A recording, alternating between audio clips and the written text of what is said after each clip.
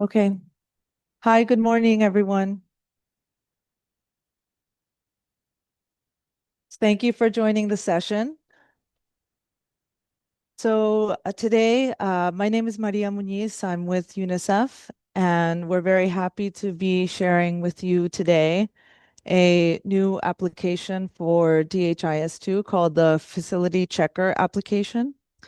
I'll be starting us off and sharing the background on why this application, and John will be giving a demo. And we really look forward to your feedback. We've designed this for the community, so we'll also be sharing on how you can test and give us feedback on the application.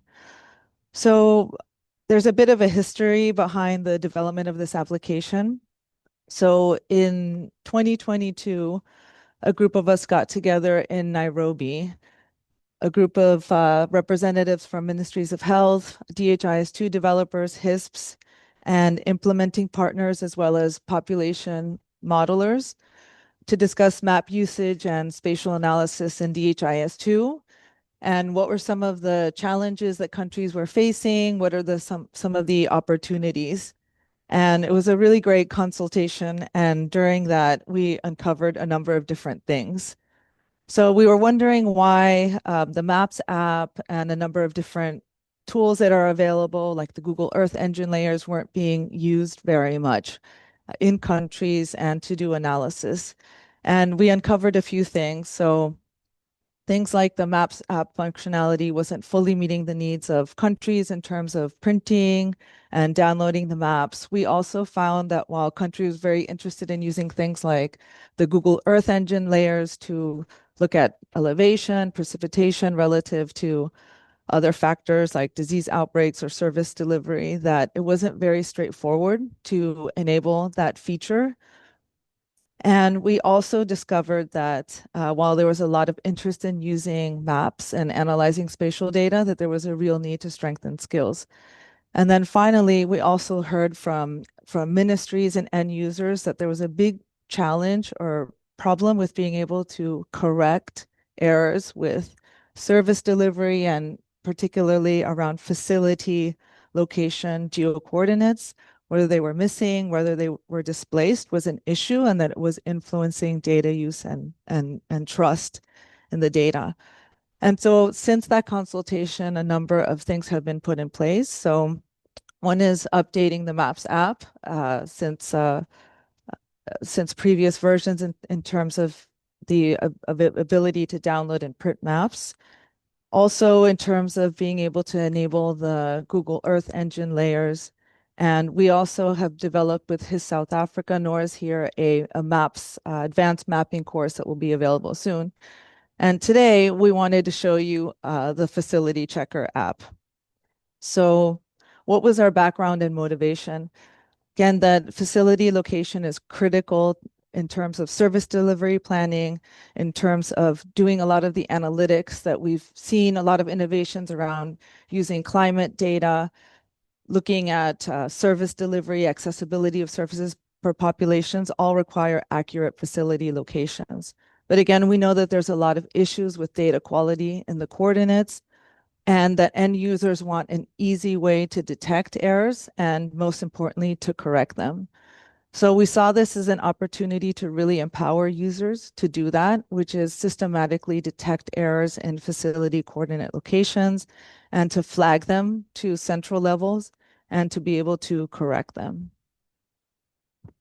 So as part of the design features, we had a few things in mind. One was really that we designed this application for end-level users at the district and facility level, for them to be really able to easily visualize and correct their facility location data, to be able to look at their facility location relative, for example, to satellite imagery, and to have a very simple user interface to do so. And then, of course, because we want these corrections to be embedded in the system, we wanted to have a system and a way for them to be able to make those suggestions and corrections go up to the national level for validation. We wanted to make it very simple and user-friendly, easy to install, and a generic approach that could be compatible to many different devices. Again, here are some of the core specification or features. That's around being able to visualize the facilities in context of the underlying geography, being able to correct displaced points, to update points, and then to do a data quality check. So I'll hand over to John, who we've been very happy to work closely with, and his team to taking these design principles and features and make them a reality. So he'll walk you through to demo the app. Thanks, Maria. Okay, so I know you people have been listening to lots of presentations, and also we are changing the mode. So I'm not going to do any kind of slides or things. There will be slides at the end just on the features, but I want to show actually how we can try to install an app right from for your own DHIS2 instance. And we have tested this app from 39, 40, 41, 42. So if you are using any DHIS2 instance before 39, please upgrade your instance. And then you can try to test your app in your own DHIS2. Let me quickly show how it works. Okay. Let me just see if I have everything. So right now I'm logging into a serially owned database, which is in my local system. So I want to log in and just show how to actually install the app right from the scratch. And then how do you continue to use all the features and functionality in the things. Let me quickly just log in. Okay, so first of all, how to install the app, we all know. It's usually go for App Hub, App Management, sorry. And then once the system is ready, we will directly put it in the DHIS2 App Hub so that you can try to include it. But for now, we can just upload the app.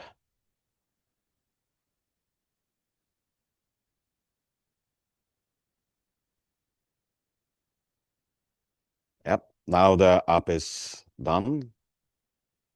So usually what happens when we install the app, you have to go and do all the configuration and everything at later stage. But we don't want to do that one. We wanted to actually make sure any person who has the access and authority can install the app. And this is one time only. So not all the other people. So for example, your DHIS2 core team or one of the person who has the authority to install the app can install the app. So for the first time, when you start install the app, what the app does is to check if you have a proper authority. For example, I'll just logged into my name, and then just as your super user, you have the root access. Perfect. And then I'll go around to next. So yeah, not yet. But I will also share with you how you can try to download the app and give us the feedback. And once things are there, we'll try to put it in the app hub. And then my developer, it's also very, very particular to announce this, that this is experimental, because we have all the features, but we don't want you to directly use in the production. We have tested heavily, but we also want you people to test in the development instance or training instance. It won't change anything yet for your argument metadata, but please not try it in your development instance yet. Okay, everyone knows about orgunit and orgunit groups, which we use in DHIS2. Orgunit groups is just a collection of different facilities, and a group set is collection of different groups. The uses of orgunit group set is you want to classify, to behave, what is the data collected based on the hospitals, health center, or health post, and you want to try to analyze. So here, this is the group set, what is existing in this particular instance. These are not something which we have created. So when you install, it will just show you whatever DHIS2 instances just show. It will show you all the group sets. So you just select the different group sets, what you want to try to include, one or all. So I just select all. And then it will just say it is skipping so many things, just because in this group set, you also have province boundary, district boundary. And this app, the name suggests, is a facility checker app. So any facility which is coordinates as a point or no coordinates will be imported. Any facility which has a boundary will not be imported. That's what we took it as a baseline. And once we do next, and this is again a feature which most of what we have seen in the implementation, we need to have these kind of user roles and access who can capture the data, who can only view the data, who can do the modification. And we included one more thing, it's called approval and the synchronization. Just for For time's sake, I'll just like try to select myself.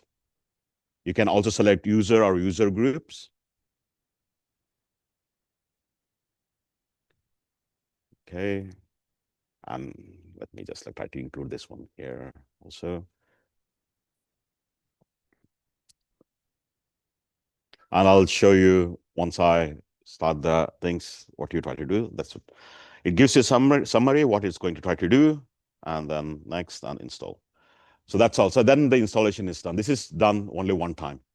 And especially if an app is released again, like you can also try to do that one, and then it's done.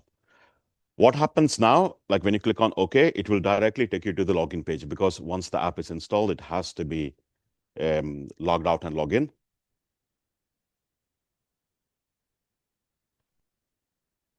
Okay, so now if I open the app again, and this, what it does now, like it has transformed all the Orgunet, and like we tested with the Vietnam and as well as in Orgunet, which has 30,000 or 20,000 and 40,000 users. So we also had an issue of performance. So we had also addressed that and solved it. So it should be quick. So it should not take more than 2 minutes or less than 2 minutes to install the app. Once the app is installed, you have all the different features around here. Now what I'm going to do is to go to the how to check what this app does. So let me just like facility check. I'll just like hold this one up. So this is Sierra Leone, and we have all the health facilities around here. And I just select maybe this particular province itself or chieftown. And I should show me a list of all the facilities which are outside the boundary. So for example, these facilities, like for example, like when I click on this one, these are a list of all the facilities. And I just say, give me a list of facilities only which are outside the district boundary or other things. So if I should just see around here, there are facilities which are outside. Maybe it belongs to this particular place, but we don't even know where. So what you can try to do is to click on it. Just a second. And edit location. When you do the edit location, it will automatically say to you based on this particular facility where it should belong to. So you can zoom in and you can actually move it around here, or you can type it in. It's up to you. Okay. And I'll just like save it for now. Let me also try to do one more around here. Edit location. Just like moving. Yeah, just I'm not quite sure that's the right one. I'm just for the demo sake, I'm just like moving those things up. And like now you just see there is one facility around here. And I actually like try to investigate why this facility is all the way so far. But like anyway, as I'm a naive province person, I'll just select move. And I'll move this one maybe around here. Okay. And like it should be, no, it was wrong. It should be around here. If you're moving to the wrong different district, it cannot save. So I just say, okay, now we can just save. So now all these things, and then there are also multiple, lots of other features. I will come to that one a bit later. I just want to go to the list view. Whenever the facilities is been edited, it will just show around here. So now let me just try to just see. Look around here. Okay, the facilities has been changed. You can also look in the map. If you want, you can also change any other attributes, which just a name has been changed or other things. Let me just say, okay, this facility is no longer here. It has become as a CHC. We also have a catchment area. Like if in a country, if you are using additional like attributes like catchment area, you can also try to view that. So it just shows you the catchment area and where the facilities belongs to. You just see the facilities here, catchment area is here. That means there is something wrong. Either the catchment area is wrong or the facility location is wrong. Yeah. This is additional attribute. This is not the DHIS, the main attribute. And I'll just say apply for approval. Once you send for approval, then you cannot edit it unless your provincial manager and district manager or someone who has authority need to either approve or reject, then only you can try to do it. Okay. So I'll just like around here, just say for approval. Okay. Okay, so now we have sent all these three things for the approval. Now the other user will log in, or like they can go for the approval module. And then like I'll just say, okay, this facility looks okay, I'll approve it. This facility looks okay, I'll approve it. But this facility, which was quite a long time, I just say reject it and just say this facility belongs to other province. Okay, so whenever you want to reject, you have to give a reason. We are also thinking of list of drop down. Maybe like one of the thing is does not belong to your facility at all, like what we just saw. Close. And then once this things is done, you can try to go back around here. So like all the things has been there. You can look how things are. There are multiple other features. Like for example, I'll just select the whole thing. Show me list of all the facility which has no coordinates. So you can just see 565 in this particular instance has no coordinates at all.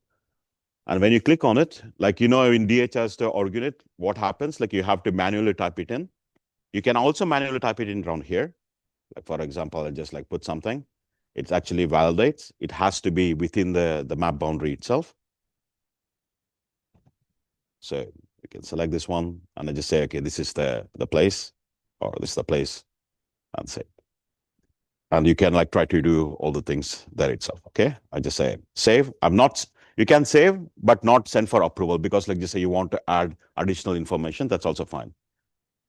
And then like it will just say you can like also filter it out, either edited, not sent for approval, or waiting for approval. Yeah, and then let's just see, like there was one facility which I approved, which was on this one. I just want to copy it.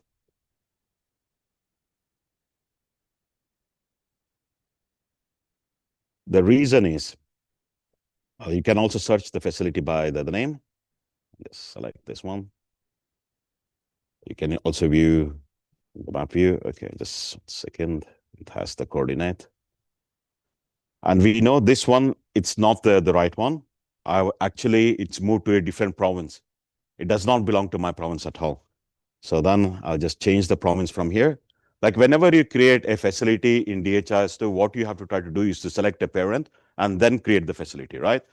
And then like what happened somewhere during the line, we also put some kind of validation rules. You cannot create same facility name within the same hierarchy.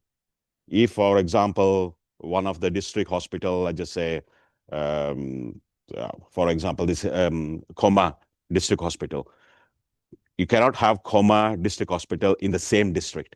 But if there is a comma district hospital in other province or other boundary, it's fine, but not within the same place. Okay, so now like I know this one belongs to here. It also gives you, this is like outside, I just say yes, that's fine. I'll choose the things, it's okay, and save, send for approval.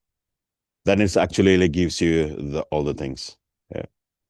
You can, we also want people to create a new facility. Like you don't have to go to the organet and then create the new facility. You can also create a new facility here itself. You first, as you do, you select whatever the district or the province you want to try to do. Just say here. And then you can just select the points, give a name. Cannot be the same name within this one. Let me just say test 1, test 2. Yeah, Nora will kill me to using the name called test.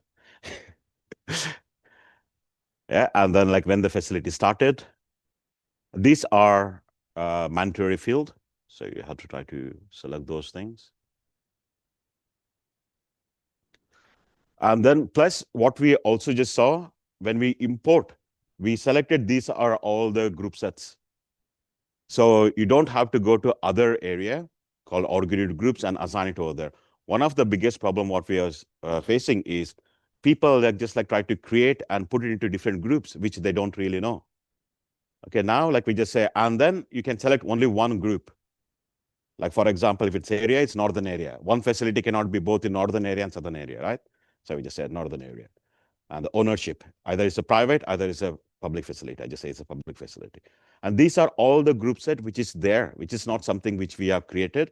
It is taken from your own things. And we just save and apply for approval, for example. Okay. I also want to try to show to you a few of the other things. I'll just select the entire country.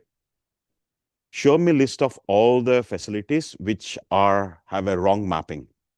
That means it belongs to two groups in the same group sets. So you can just like say list view or map view, both are fine. Map view, like just see around here. But when you go to list view, you can get more because most of the facility don't have coordinates. So like, for example, let me just take this one. Like, for example, here, ownership. You cannot have this facility both in private and public. So then you can just actually select, okay, this one is in the public facility, you correct it and save or say apply for approval. You can also like, these are all the organute groups which you want to try to do. When you try to do the analysis, like for example, facility type, you want to get the complete picture. If you don't put your organute in a proper groups and which in the group set, when you're doing the analysis, that particular data will not be included. So total delivery will be like 1,000. And when you analyze the data by how many give me by facility type, then it will just like give you the total as only 800 because like some of the facilities are not in that particular group set. So that's also the one of the reason why we included this. Show me list of all the facilities which are not in facility type. Then like it will just like give you a list of all the facilities, like 71 facilities in your instance for that particular country. You can also do it for province or by the district. So we, based on your user roles, this one gets added, things up. So then you can just say, okay, these facility don't really like it has public facility, other things, but the type is missing. The reason is when people are creating organute, they'll just like go and create the organute and forget about including in multiple groups. Or sometimes they also like choose the wrong group sets. So those are the different reasons why we want to try to put it around here. Okay, let me just select this one as a clinic. So this one will help you in actually managing and maintaining your organute hierarchy and the groups and group set in one particular place. How this thing happen is once we are installing, what we take is from your DHIS to a hierarchy organute all the facilities into a tracker program called FCA, Facility Checker. There you can try to check all the different features and other things. And then once you have approved all the things, there are also a pending approval, that's fine. And this is other module which we not enabled yet because we don't want you to mess up your organute hierarchy yet. And we are also thinking a few more other ways of doing things. You can select all these things and synchronize. What this one does is it takes all the approved correction of a facility and push it to your DHIS instance. For example, one facility, we also have something called facility status. Let me just like go back around here, which is open and close. Once we do that one, when your facility is closed, we are not deleting a facility. What we are trying to do is only closing the attribute, or sorry, the coordinates. So that like when you use the map app and other things, you will not going to see that facility because that facility is closed. And when it open, what we do is like we'll copy the facility, the geometry, which is already been present to the place. Okay. Let me know if I'm going very quick. I'm usually tend to do that. Other things which I wanted to quickly show to you is about translation. So currently, this app has all these languages, which has already been translated. Let's just take French. You don't have to log out and log in. You can just like change it from here, and then all the screens and everything will be changed. Like for example, around here. And if you feel there is some translation errors and all things, you can always write to us. And you can also try to do it in the configuration module itself. So when you open, this is the configuration module where I'm just like trying to talk about the translation part. Yeah, so these are all the different keys. You can export to a CSV where you can get list of all the things, see it. And if you want to try to add a new language, you can click on and add any languages around here, which will get around here to in the app itself. But like once you feel that like you have all the sufficient translation, please do send to us, because when you do add language and put it here, that will be only relevant for your own DHIS2 instance. But if you share to us, we can like put it in the app itself so that other user can also use that language. Okay. So like, for example, I want to try to add Noshk around here. I can add it around here and add all the different details. So many of the things, I don't know what it means, root, access root algorithm. So we can try to type all the things. And then people can in your country can actually switch the language. You don't have to go for settings and switch the language. You can actually switch the language here in the app itself. It won't affect other apps, but only in this particular app, you can try to do that one.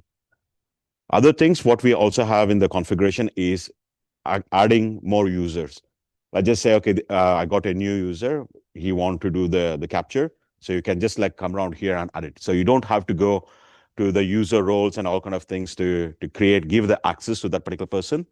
So we wanted to do as much as possible all the operation what is needed within the app itself.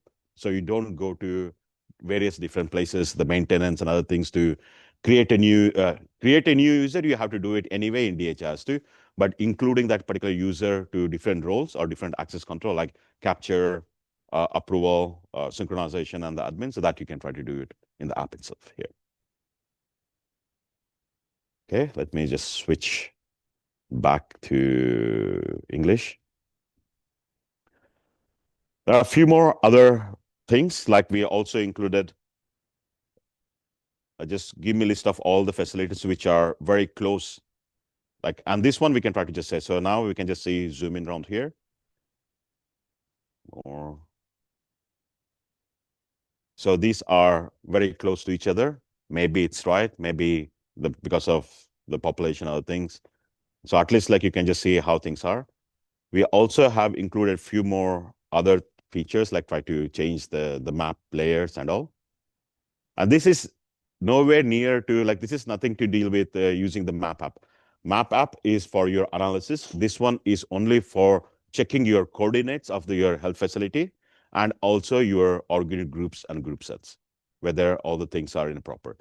And every time you change, since it's a tracker database, you can also see all the changes in your facilities. For example, name changes or hierarchical changes and all the things. In 2022, facility was this particular way, and 2025, it was in this particular way. You can also monitor and track all the things. And in the synchronization, we are also thinking to make sure that the user can roll back. Let's just say roll back to the first synchronization or the last synchronization. So those are something which we are planning to include in this app itself. Yeah. So, and then like waiting for approval and all the things. So if you want new features or many more other filters, we can also try to include around here. But these are common things which we just say, which will be useful to try to put as much as possible in here itself. Yeah. So before I open for questions and things, I just quickly want to try to show to you one other place. I closed the... Yeah. So how to download this app? We have a link in the presentation. Let me just see if I open that. Yeah, here. So, oops, sorry, not this one.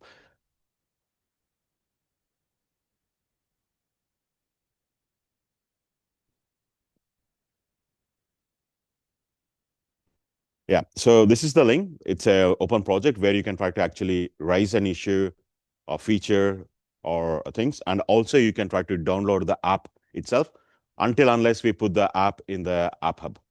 For now, you can all download the app, and because it's we release as a semantic release. So like any kind of bugs and other things, what has been there, you can always look at it. For example, around here.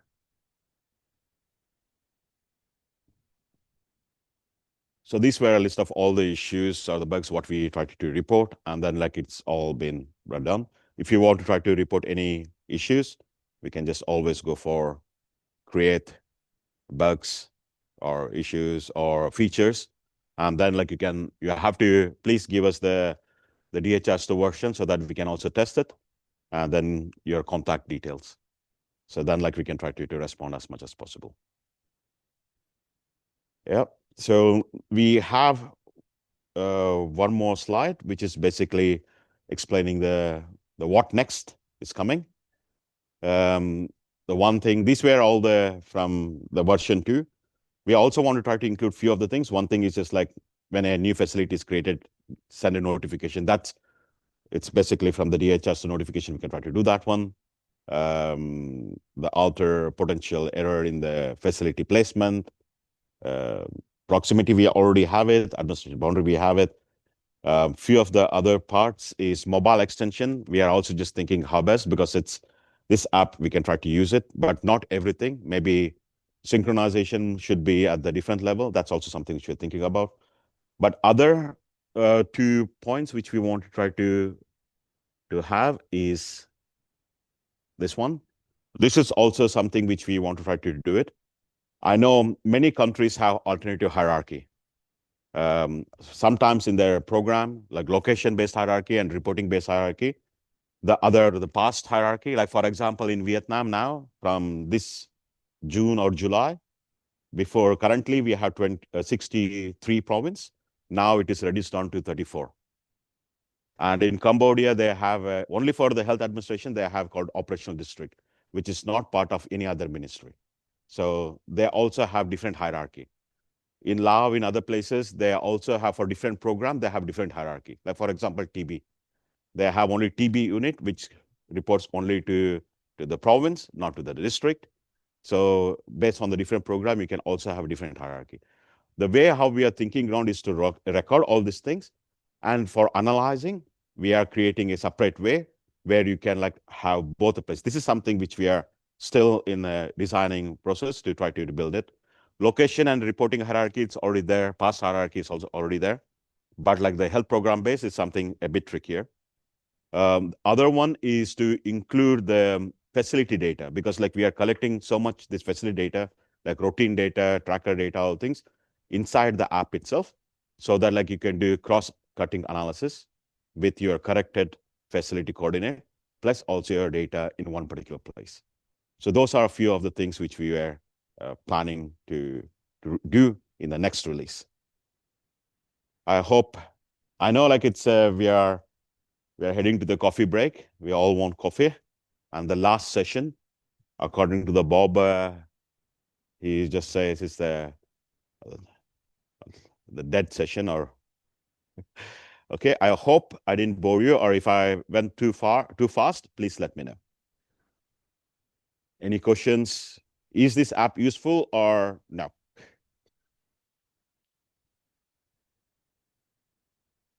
Any questions online or here? Yeah.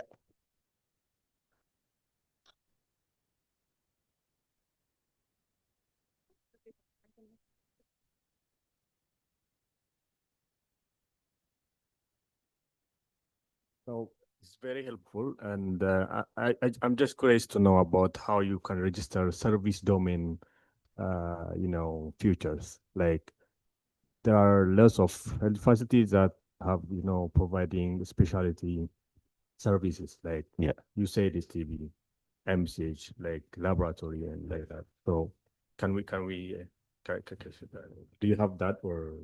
No, because like it's right now this is not something which we are adding on more based on your existing DHIS2. We are just like trying to correct your facility coordinates and its group. So when you do in DHIS2, you can always create service domain and all the things, but that depends on what data you want to try to collect. Like this facility, like for example, groups and group set, you can always just like say, this is a warehouse, this is a lab, this belongs to hospital. This is only regional institute, does not provide anything. Like for example, in Vietnam, they have this Pasteur Institute, which is only focused on analyzing the lab samples. So those kind of that's why like we just said, these are different type of service delivery. And like when we talk about org unit type, that's where you have to configure and put it properly. Those all the things you still need to define it in DHIS2. But what this app is trying to do is to make sure whether all your facilities are mapped correctly. And in the next one, the next feature, what we want to try to include is combining the org unit profile, which we used it in Lao in other places, to put it around here. But currently, we are only checking the quality of the health facilities and its correctness, including the location boundary. Yeah, Kenneth? So that last comment you made, John, basically the presentation that some might have seen just before this in the other auditorium. The wish is to incorporate all that functionality into this one in the future? Yeah. So actually because the organ profile is something what we developed 2 years back and implemented in. And then we just found out like new ways to try to do it based on also the DHIS is also evolving. Then we just say, instead of importing everything inside the tracker program, we can try to actually link and do the analysis rather than duplicating the metadata. One of the problem what we did is to copy the data all the time. So that but it helped us in doing the analysis, but we don't want to try to do that one. But one of the things is try to include it. The two features which we know what is important, one is the alternative hierarchy. And then the second one was syncing the org unit into multiple different DHIS instances. But as I know, in version 43, syncing the org unit between different DHIS instances is already coming as DHIS2 core feature. So we are not targeting that one. So we're only targeting the alternative hierarchy. Yeah, Jason? Yeah, thanks.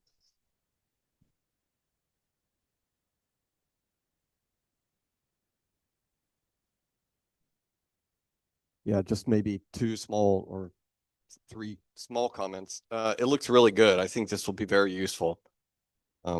It's a slick app, and I think it would be very useful for people. Coming back to maybe the first question about service domain, I think the question may have been about editing attributes instead of org unit groups. That could be one way that you could implement representation of the service domain, whether a facility offers this service or that service could be done through an attribute. Yeah. So if that's not a feature that you have, I think it would be very useful. It seems like a logical place for it if it's not already there. The last comment I think is coming back to these group sets, because I think particularly with the work that we've done thus far with the metadata integrity checks, we've seen that this is by far the biggest and probably most labor-intensive thing to fix. So I think it's great that you've got this here. I did find the user interface confusing, mostly because it looks like a multi-select instead of it being a single select, right? So I mean, I could maybe see why it's done this way, because I was thinking you did it this way to be able to correct the problem, right?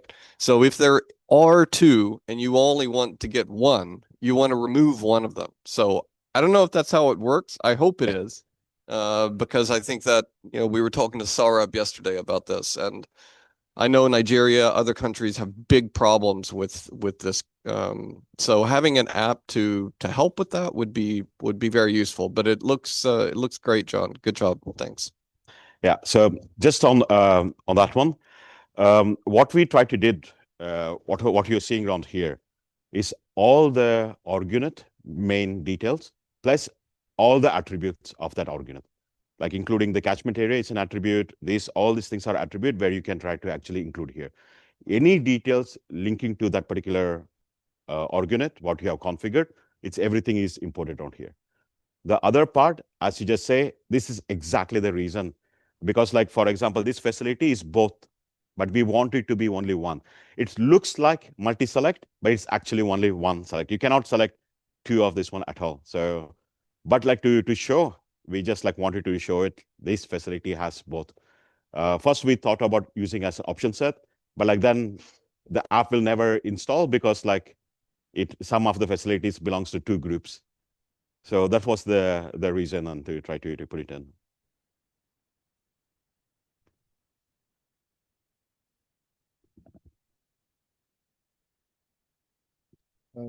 Thank you for the application. I think it's really useful to most of us. But I think the question is, I might have missed out on this part where link the provinces to the actual map. Is that automated? The Which part one? of you linking the provinces in the system with the map. Okay. And then maybe the other part is that you said that at the moment the org units are not synchronizing with the internal org units in the system under maintenance. Is it? Okay. So the and then okay, maybe let me just fully ask my questions. Okay. Then the last one is about the user roles that you add into there. Yeah. Do they as well synchronize within the internal user roles in the system, or are they separated? So when we I quickly run through the installation process, but like during the installation process, like what it does is these are all your org unit, and then like we just say this is your maintenance app, right? So like when you have your boundaries and everything, we are taking all the boundaries from there and it associated facilities and trying to put it in. Okay. The other part was on your user roles. We create these 4 user roles. FCA capture, just for people who can do the capturing and setting, applying for the approval. The second one is approval, a person who can try to approve, and synchronize, and the admin part. These 4 user groups, we are creating it, but the rest all the things, it's within your own DHIS2 instance. So you can select all the things and import it into DHIS2. During the installation process, it is only 4 user groups we are creating, and plus all the metadata. What we are trying to do is to copy all the org unit details into FCA module.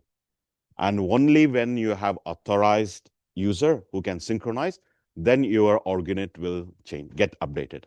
That one we haven't done yet. We haven't enabled yet because like we wanted to get your feedback first and just see how things are.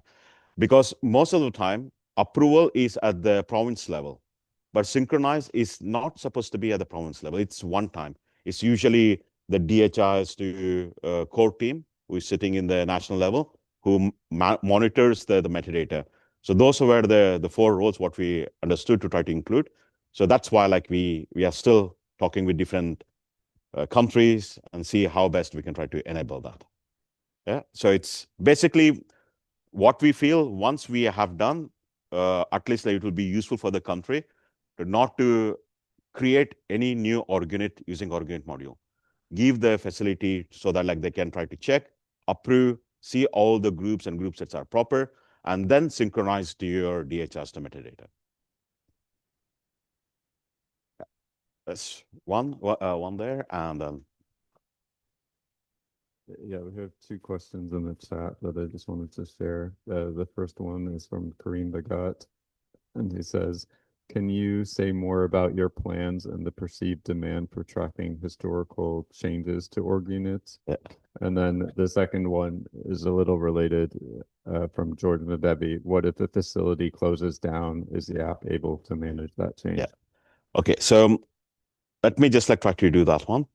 So this facility is open, but sometimes what happens, facility open and close, there can be 2 reasons. Like in Solomon Islands and other things, some facilities are closed for few of the months in an year. That already, you know, like because of the flood and the water level rises, so they just like close the facility down every year. And then like in other places, the facility is completely closed. So there's no more there. So here you can actually just like say facility is closed. What it does in this app, it will record down the date and the time and the user who have applied for closing this facility.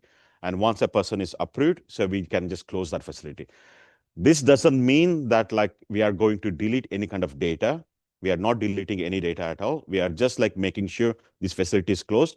But for your analysis part, we are only removing the coordinates so that like when you use your map app for your analysis, you will not see that facility in your map.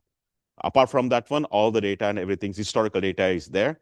But this is what we thought. But if you have any other idea, like how best, because like we don't really handle opening and closing in DHIS so that well. We hear like, at least like we know, okay, this facility, we can monitor when it was closed, when it was open. That's there. This is a tracker program with multiple or what's a repeatable stages. So you can track each and every changes right from the day one to day now, who have changed it, who have approved it, or who have rejected it, and who have requested for all the changes. You can go back to different instances. You cannot see it down here, but like if you just like use line listing app or any DHIS2 app, you can see the list of all the changes, what has been happened for your facility or a given period of time. Those were 2 questions, I hope. Yeah. Yes, please. Oh, first there and then, yeah. Yeah, thank you very much. I just wanted to know, for instance, if I don't know the exact coordinate of a facility, but I know a church or mosque close by. Yeah.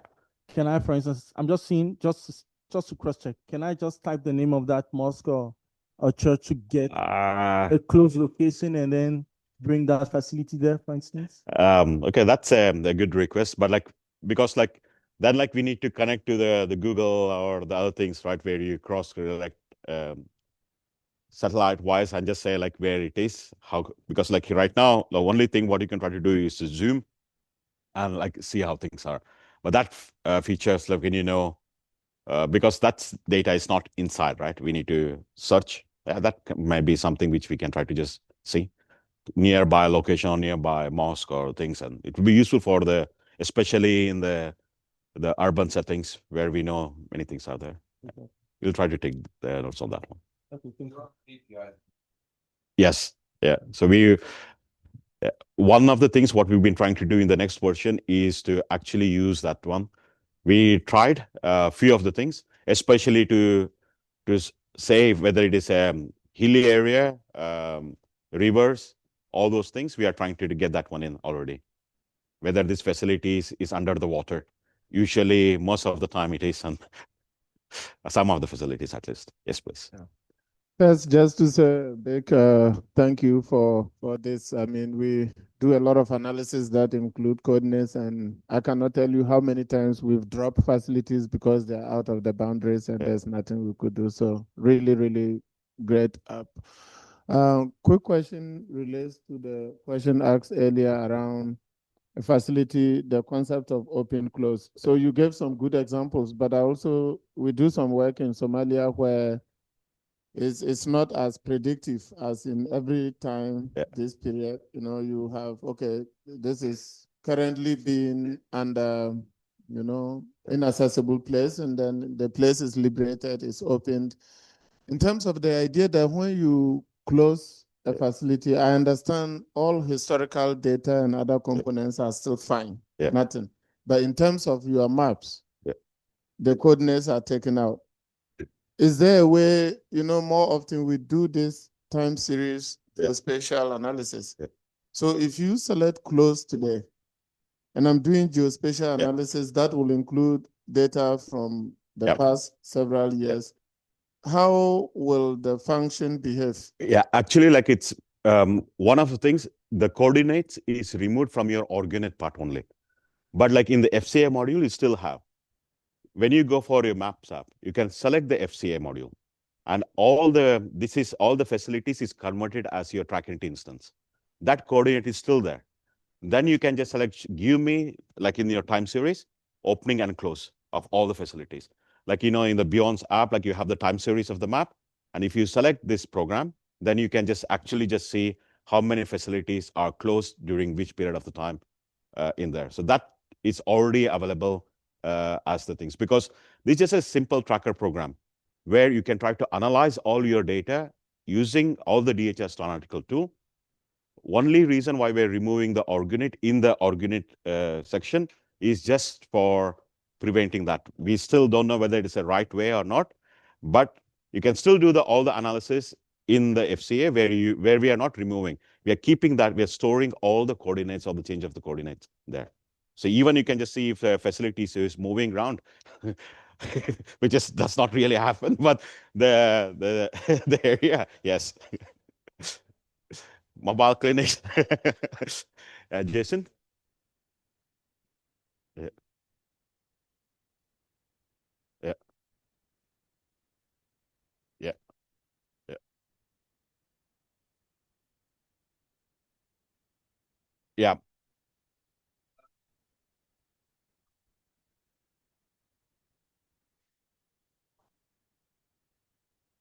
Yeah. Yeah.